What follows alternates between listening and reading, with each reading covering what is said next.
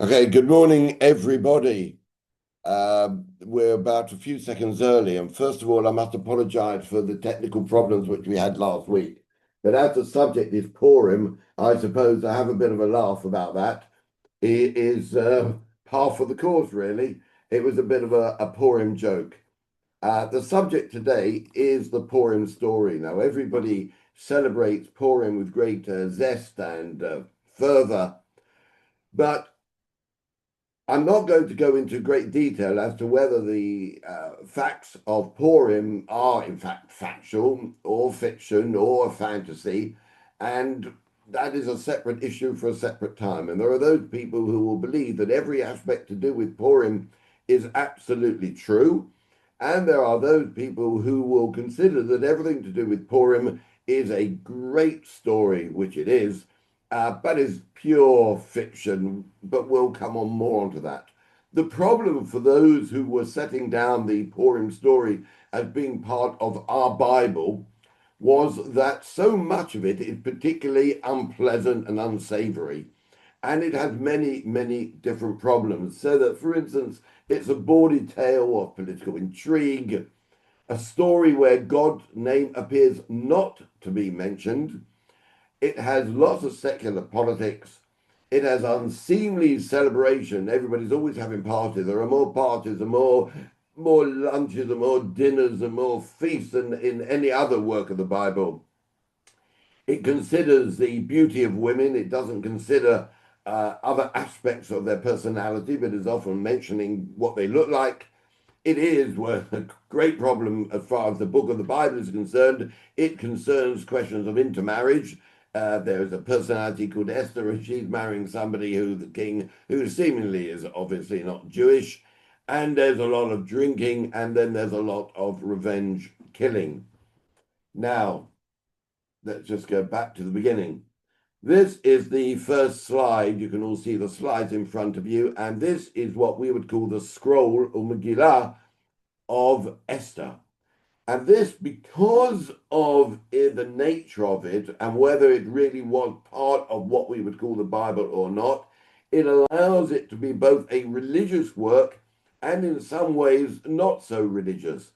So you can see here that it is highly illuminated and illustrated, which many classic scrolls are, and Esther becomes the primary subject of the story, and artists who invariably throw themselves into biblical stories and love biblical stories, as we've seen before and we'll see again, when it comes to the scroll of Esther and this particular book, enjoy it more than many others, as we shall definitely see.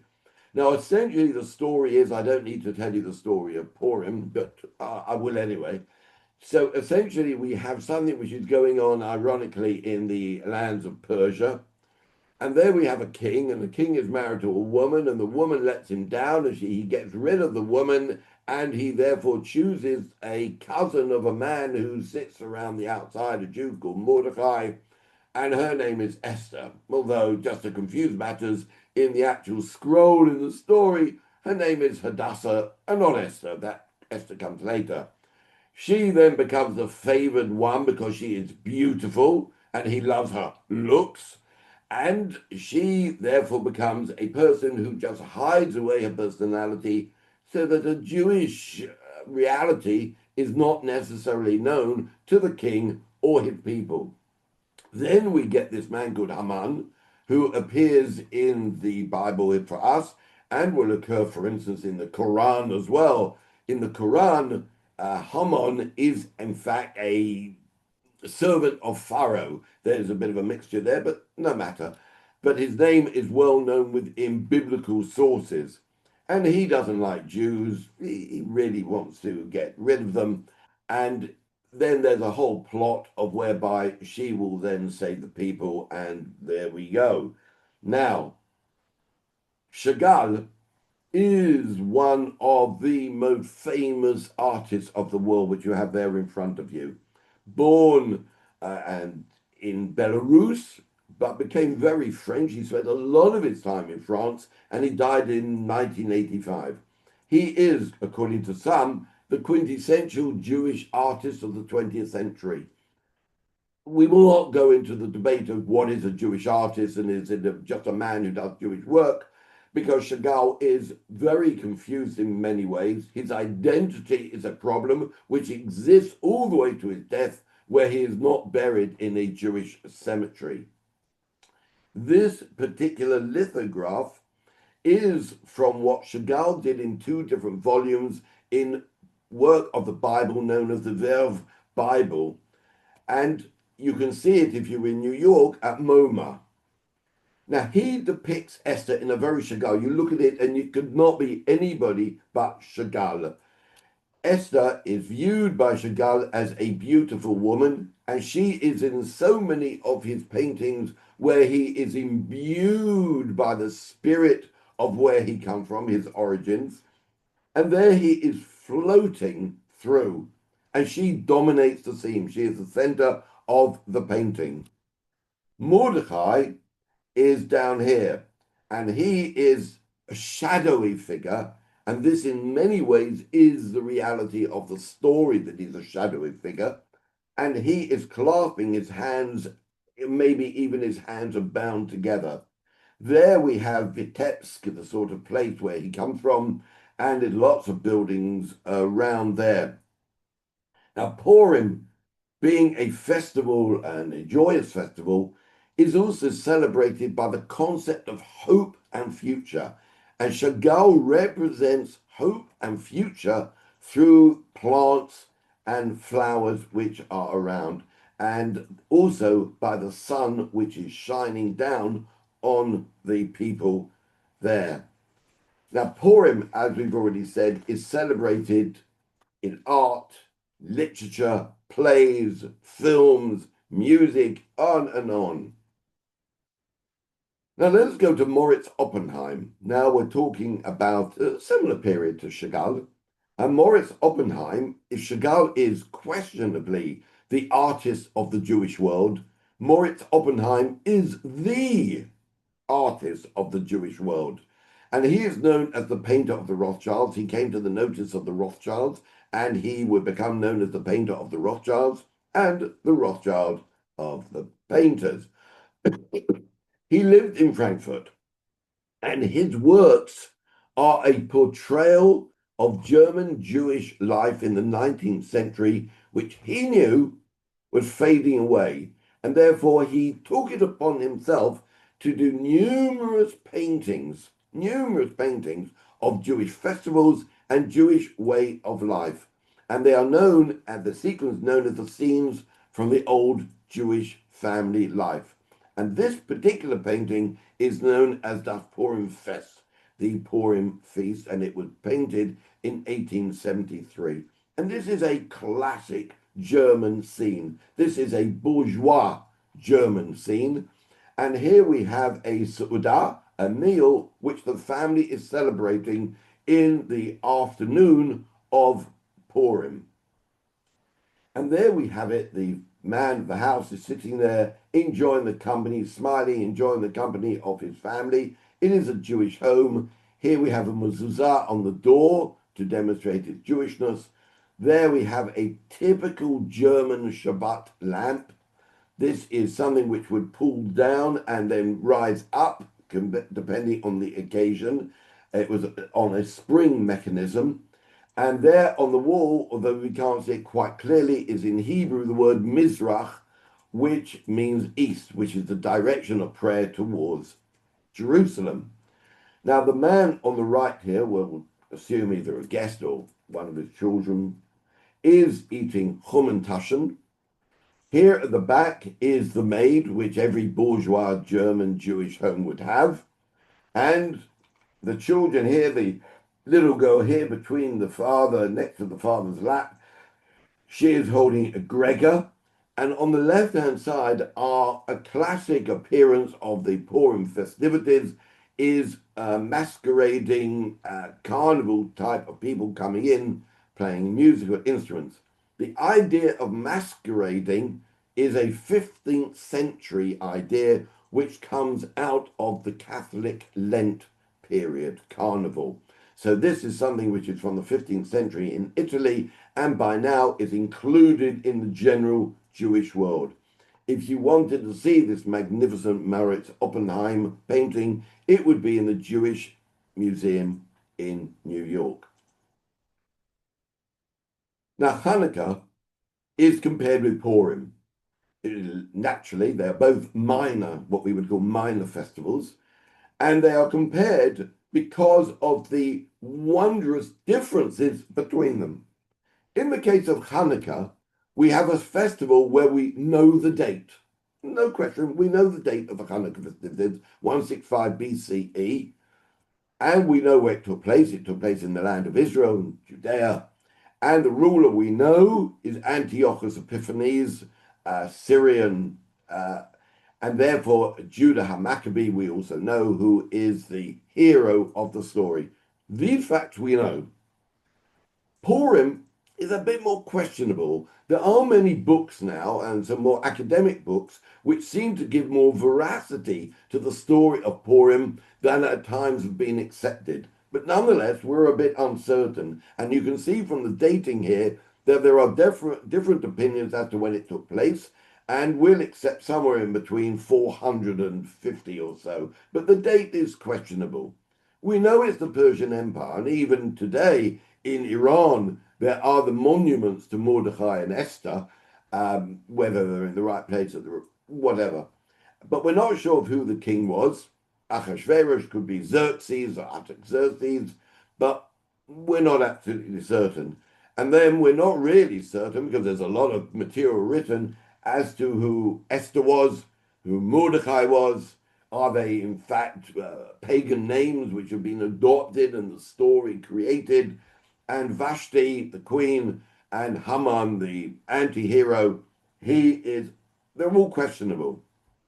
What's interesting is that with the development of the festivals, the rabbis have an enormous amount of material on Purim, the enormous amount of knowledge and detail of the law to do with Purim, and it's everywhere spoken about in the Bible.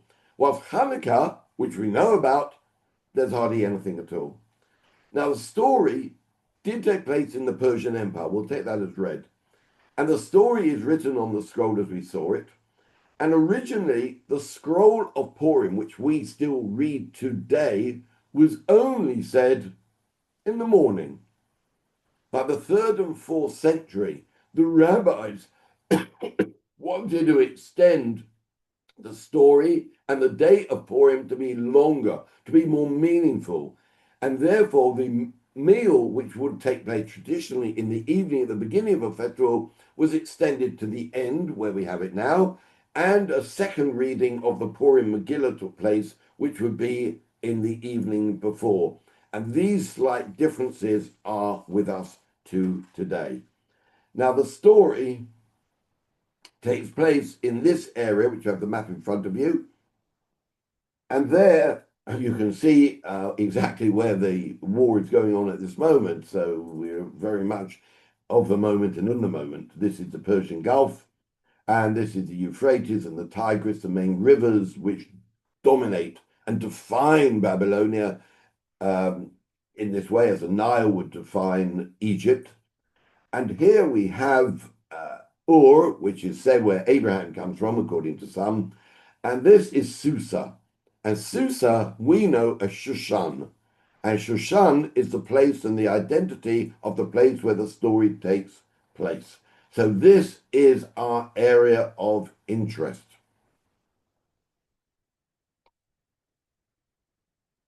And here we begin with a famous story, the beginning of the story, which, with a feast, which defines, as we said, the tone of the whole book of Esther. The king Ahasuerus, here mentioned in chapter 1, verse 11 of our version of the book of Esther, calls upon Vashti to attend a feast. Now, according to the Midrash, that's Jewish rabbinic writings, she is vain, but however, in feminist writings and of reassessment of who she is in many ways seen as a hero.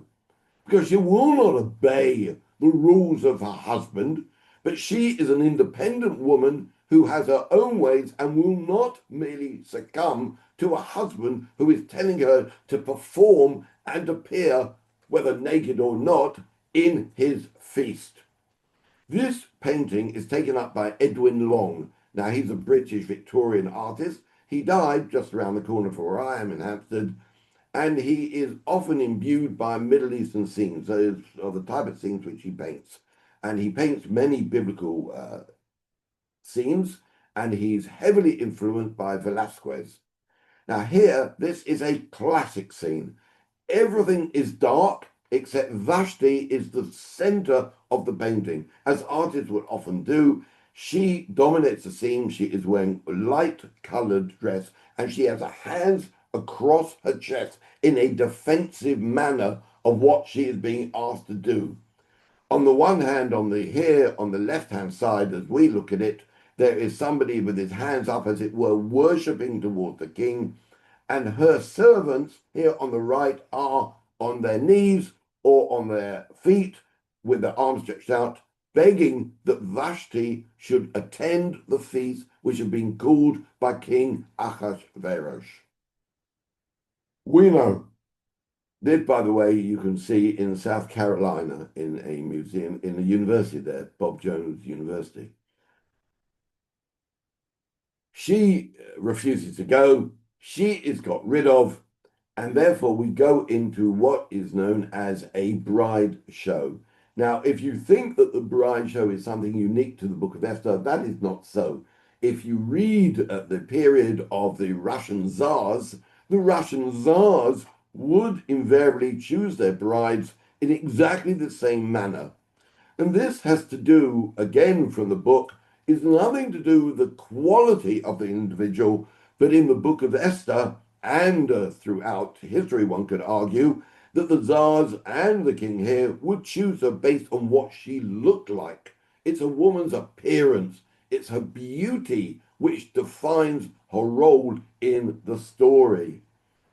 Now, this bride show here on the left-hand side is something which is actually made into an opera by Rimsky-Korsakov, and the painting shows here where Alexander, the Tsar Alexander, in a painting by a little-known man of Grigory Sedov, who is known as the painter of the Tsars, is choosing his particular bride from those who came from all over his empire. And this is exactly, if you look to the right-hand side here, this is exactly the story which is being now painted by de Gelder in 1684, as you can see, and is recorded in chapter 2, verse 15. And he is an artist who did many scenes. Now, the bridal show here is where the bride is now has been selected, according to de Gelder at this moment. And she is demonstrated by wearing here, you can see the ermine, which defines bridal selection. She is defined as being part of the royal entourage by what she is wearing, and she, again, is the center of the painting. Now, de Gelder is very much in the style of Rembrandt. He uses light and shadow in that particular way to show the personality lighter than all the others. But she is in a worrying situation. You can see it's more or less claustrophobic. The three servants are surrounding her, and the one here is literally in her head. He is got her nose right up against Esther. And this is to be shown, this is what de Gelder is trying to show, that Esther is in a perilous situation. She is not a natural for the royal apparel, for the royal world. Now, there's an interesting little touch. If you look here, there's a mirror, but look to the right. There's a person hidden away behind the mirror. And this is the man hidden away throughout the story. And this is Mordecai. He is painted here behind the mirror in the shadow, looking at what is going on. Now I come to show that Esther has now been taken on, married, selected, whatever way you want to put it, as being the queen. And Salvador Dali was a great painter of biblical scenes. We may not often see that. And he looks upon this problem. Salvador Dali was obsessed with Freud. Sigmund Freud obsessed Dali, and Dali spent much of his time in his life in the 20th century hunting around to try and meet up with Freud, because Freud's ideas were often seen as very, very different. And he wants to examine Freud's ideas on sexuality, on subconscious, of the idea of dreams, and he had no greater desire to meet the man that he was in love with, in a way. He was totally obsessed with him, and he wanted to meet with him. Now, it took place that Freud was expelled from Germany, and Freud had a friend who was Stefan Zweig, the great author, who was a friend of Freud, and also was knowledgeable about and knew about Salvador Dali. And Salvador Dali, therefore, will get his meeting with Freud, and Freud, far from rejecting Dali, actually finds Dali quite an interesting person. And Dali goes away, and he paints this image of Esther literally being inside the head. Achashverosh, which he now spells, as you can see at the top, Ahasuerus, falls in love with Esther, chapter 2, verse 17, and he is obsessed with Esther. And in a Freudian way, Esther is in his head. He cannot get Esther out of his mind. And Dali therefore paints this magnificent work, this magnificent lithograph, which is takes the idea from somewhere else, and he has Esther in the center. There's her face in the head of Ahasuerus. This is absolutely where he sees it, Dali sees it, and I find this one of the most powerful paintings of the book of Esther. Now, the story so far is, therefore, we've got this rather romantic tale of one queen being deposed and this beautiful young woman now being selected by the king of Persia, of his 127 provinces, and she is in this ideal position as queen. Then the book, a bit like a Greek play, changes atmosphere, and suddenly our story takes on a different way. And if you look at the atmosphere here, you can see that much of the language which is in the book of Esther is very much of our moment. It could be of any moment. And here we have the classic thing from chapter 3 of the book of Esther, where it clearly states that the people of Mordecai, this is the story, Haman goes out into the square, he goes out of the palace, he sees Mordecai won't bow down to him, he won't bow down to him because he won't bow down to another human being, he's a Jew, he'll only bow down to God, and this upsets Haman, and Haman sees him as it knows he's a Jew, and that's the beginning of the problem.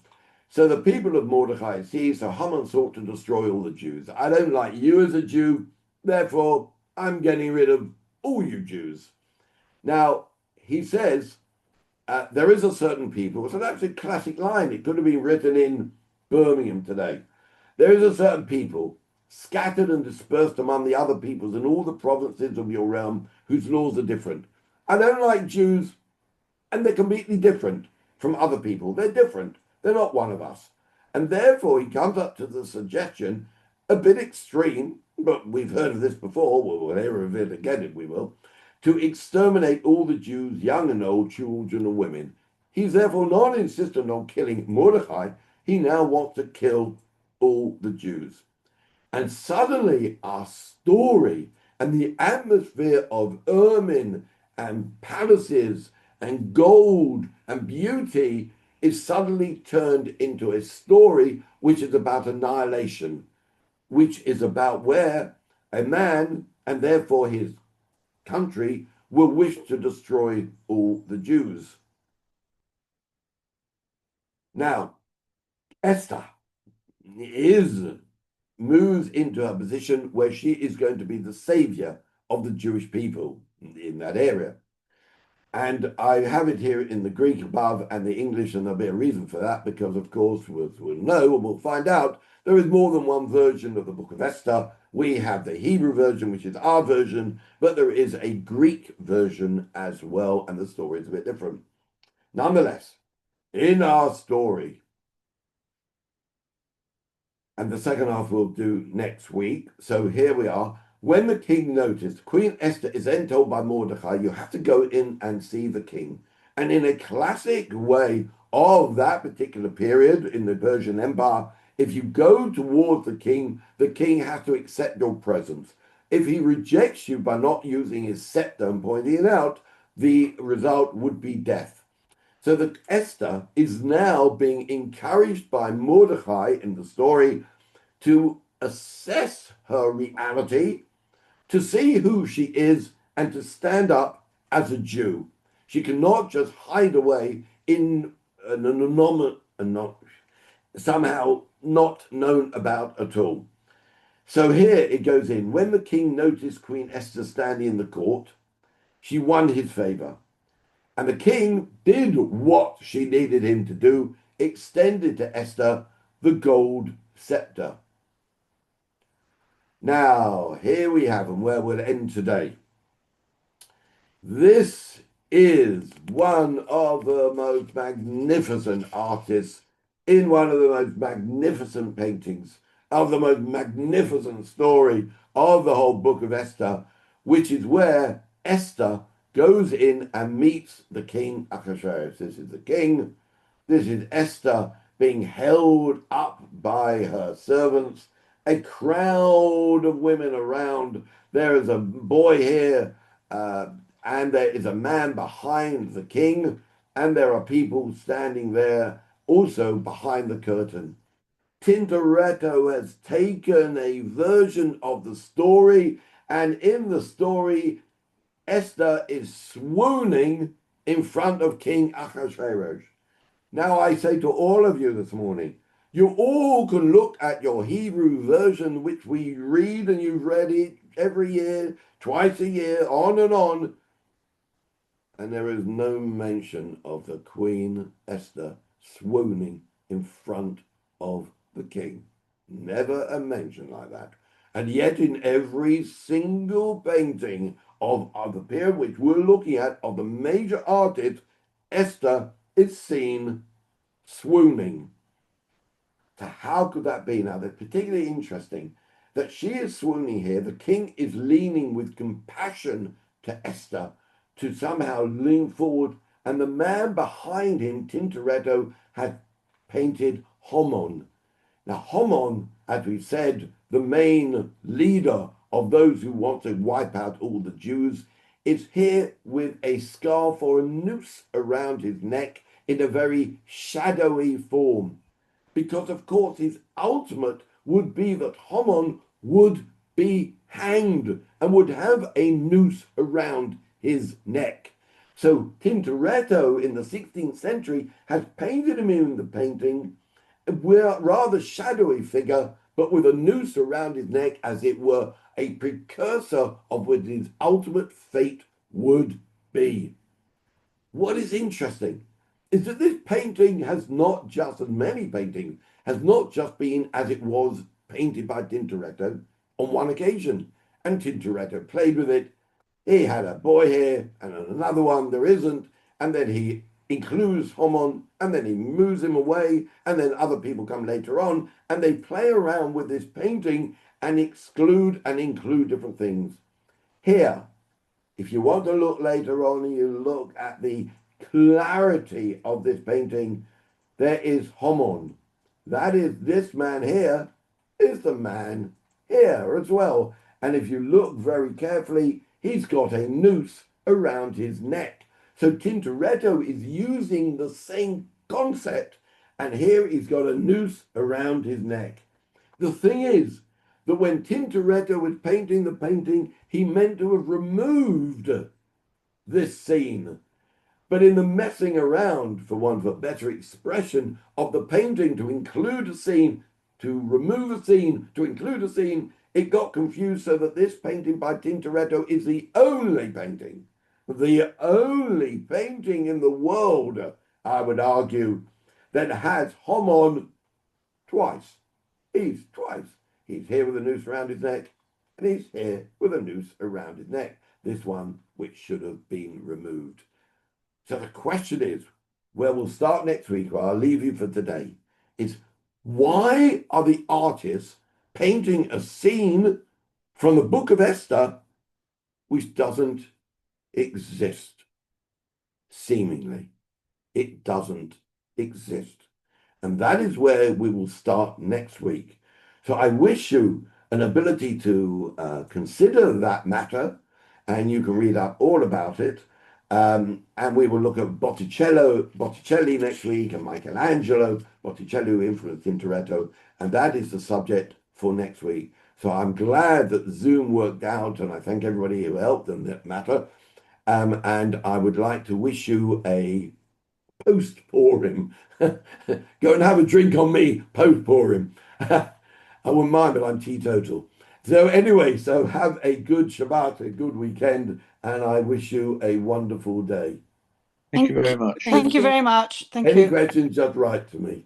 Okay, Thank bye. you. Bye. Bye.